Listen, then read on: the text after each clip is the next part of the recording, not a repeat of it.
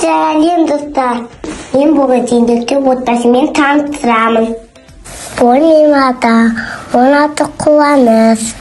Менің атам, мен ісі өте қатырлы. Ақыты сәрі менің де адам. Оның қолынан бәліға келеді.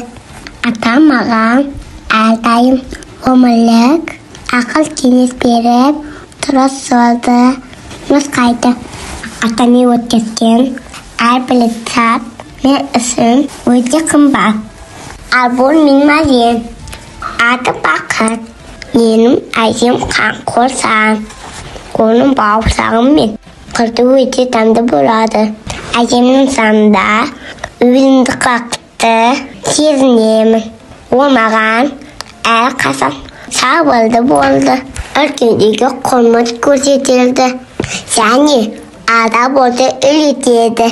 Әжеме өткізген әрбір сәтті бағалаймын. Менің өмірімдегі ең жақсы ықтасым және қылғаным ол менің әкем. Менің әкем Амангелді. Әкем еңбекқор және өте сауапты адам. Әкем мен үшін әрқашан үлгі. Ол бос уақытын әрдайым бізбен көңілді қылып өткізеді. Мен әкемді қатты жақсы көремін. Және болашақта дәл оның жолын қуып, сондай мықты адам болғым келеді. Менің сыйласым, тиексім, орны бөлікстан, ол менің анам. Менің анамның аты Әзеке. Мұғалім болып қызмет атқарады. Анам менің әрдайым түсініп, қолдап отырады. Ол маған жақсы тәрбие беріп, дұрыс адам болып үйретеді. Анамға әлемдегі ешбір керемет жетпейді.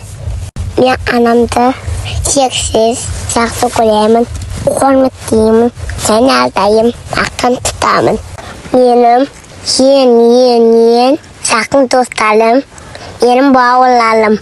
Оларды ешбір керемет алмастыра алмайды. Адамның ең қымбат байлығы отбасы. Бақытты отбасы білім-білі құрметтейтін, жақсы көретін, бірлікпен өмір сүретін. Сания, менің отбасым дәл сондай.